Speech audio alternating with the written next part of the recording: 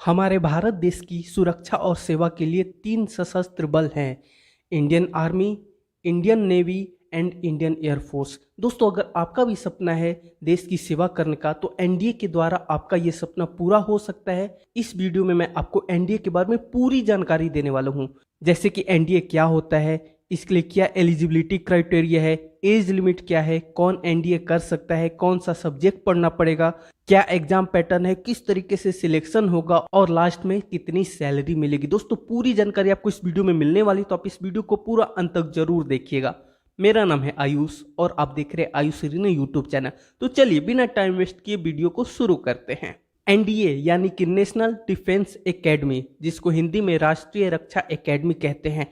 दोस्तों, ये जो एनडीए का एग्जाम होता है, इसके थ्रू आप Indian air force, Indian navy and Indian army में आप ऑफिसर की रैंक पर डायरेक्ट आपकी पोस्टिंग हो सकती है। कुछ टाइम पहले तक एनडीए में सिर्फ बॉयज ही जा सकते थे, लेकिन दोस्तों अब गर्ल्स भी एनडीए में अप्लाई कर सकती है। एनडीए में जो टोटल सीट होती है वो होती है दोस्तों 370, और इसमें इंडियन आर्मी के लिए 208, इंडियन एयरफोर्स के लिए 120 और इंडियन नेवी के लिए 42 सीट्स होती हैं। एनडीए का जो एग्जाम होता है ये साल में 2 बार होता है और इस एग्जाम को यूपीएससी कंडक्ट कराती है और ये एग्जाम नेशनल लेवल का एग्जाम होता है। अब हम लोग बात कर लेते हैं एलिजिबिलिटी क्राइटेरिया के बारे में कि क्या एलिजिबिलिटी क्राइटेरिया है एनडीए एग्जाम के लिए।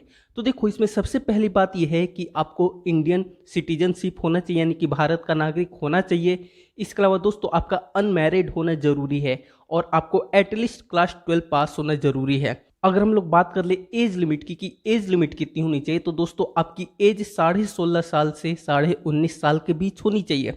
अब यहाँ पे बहुत सारे स्टूडेंट के मन में डाउट होता है कि कौन सा सब्जेक्ट लेना चाहिए। तो देखो, मैं आपको बताता हूँ, अगर आप इंडियन आर्मी में जाना चाहते हैं तो दोस्तों अगर आपने क्लास 12 में आर्ट्स से पढ़ाई किया तो आप इंडियन आर्मी में जा सकते हैं एनडीए के द्वारा।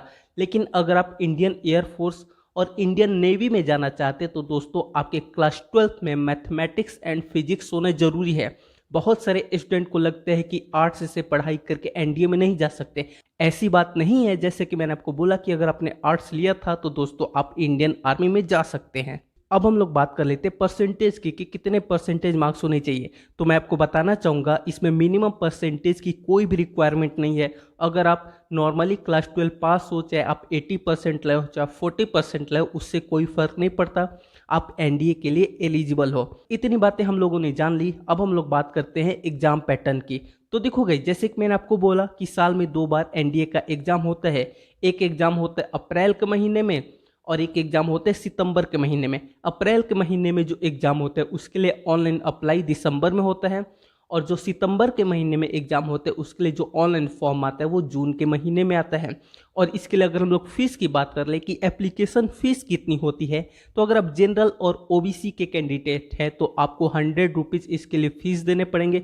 और अगर आप एससी, एसटी और एनी कैटेगरी फीमेल से बिलोंग करते हैं तो दोस्तों आपके लिए बिल्कुल फ्री है। कहने का मतलब है कि आपको एक भी रुपए नहीं देने होंगे। अब बात आती है एग्जाम पैटर्न की कि क्या एग्जाम पैटर्न होता है। दोस्तों बिल्कुल ध्यान से सुनिएगा। देखिए, इसमें 2 पेपर होते हैं। पहला होता है मैथमेटिक्स का पेपर और दूसरा पेपर होता है जनरल एबिलिटी टेस्ट। जो मैथमेटिक्स का पेपर होता है इसमें 120 क्वेश्चन होते हैं, 150 मिनट का समय मिलता है, यानी कि 2.5 घंटे का, और ये टोटल 100 नंबर के मार्क्स होते हैं। और जो सेकंड पेपर होता है जनरल एबिलिटी टेस्ट, इसमें 150 क्वेश्चन होते हैं, इसमें आपको 150 मिनट का समय मिलता है और ये 600 मार्क्स का होता है। एक चीज़ आपको ध्यान रखनी है कि ये दोनों पेपर निगेटिव मार्किंग होते हैं। एक बार जब आपका रिटन एग्जाम क्लियर हो जाते हैं तो दोस्तों उसके बाद आप जाते हैं एसएसबी इंटरव्यू के लिए। एसएसबी यानी कि service selection board. SSB interview भी क्लियर हो जाने के बाद आपका मेडिकल टेस्ट होता है। मेडिकल टेस्ट में बेसिकली आपकी आई चेकअप होती है, ईयर चेकअप होता है, फुल बॉडी चेकअप होता है। ये चेक किया जाता है कि आप मेंटली और फिजिकली पूरी तरीके से फिट है या नहीं।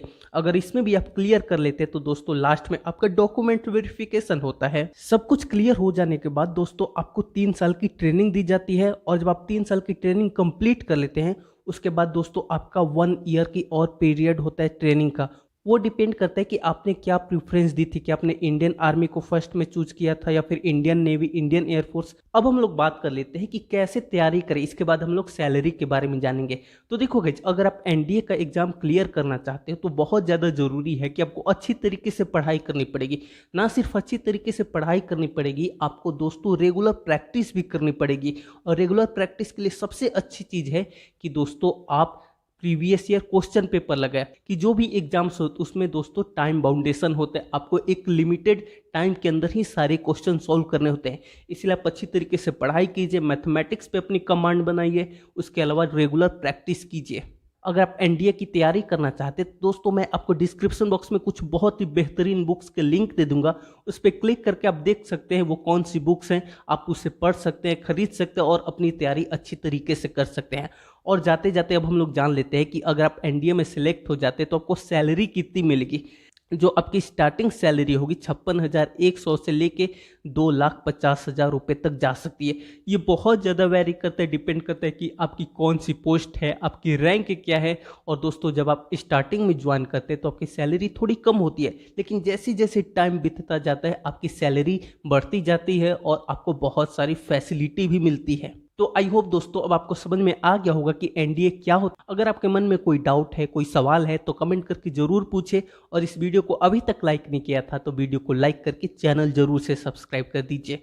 आप सभी ने इस वीडियो को देखा, आपका बहुत बहुत धन्यवाद।